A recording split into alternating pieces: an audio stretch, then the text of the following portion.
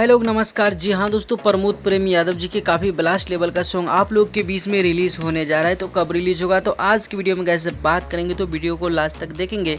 तो चलिए guys video को शुरू कर लेते हैं और जान लेते हैं प्रमोद प्रेमी के गाने के बारे में। जी हाँ दोस्तों, बता दूँ गाने का नाम है तोहरे अंश दुनिया ह भवानी। जी हाँ दोस्तों, इस गाने को प्रमोद प्रेमी यादव जी ने गाए हैं। दोस्तों बात करते हैं गीत का, तो गीत लिखे हैं शैलेश राज यादव जी ने और इस गाने को म्यूजिक से सजाया है। जी हाँ दोस्तों, म्यूजिक से सजाया है छोटू रावत जी ने।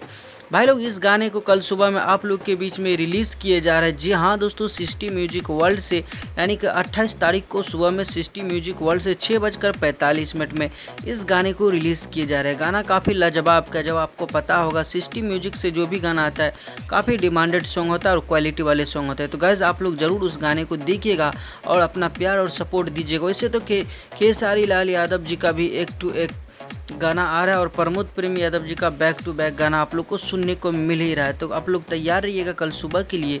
दोस्तों बता दूं, इस साल सबसे ज़्यादा देवी गीत आया है तो प्रमोद प्रेम यादव जी का ही आया है। मिलते हैं नए वीडियो के साथ, तब तक के लिए bye bye, take care, love you all, धन्यवाद दोस्तों।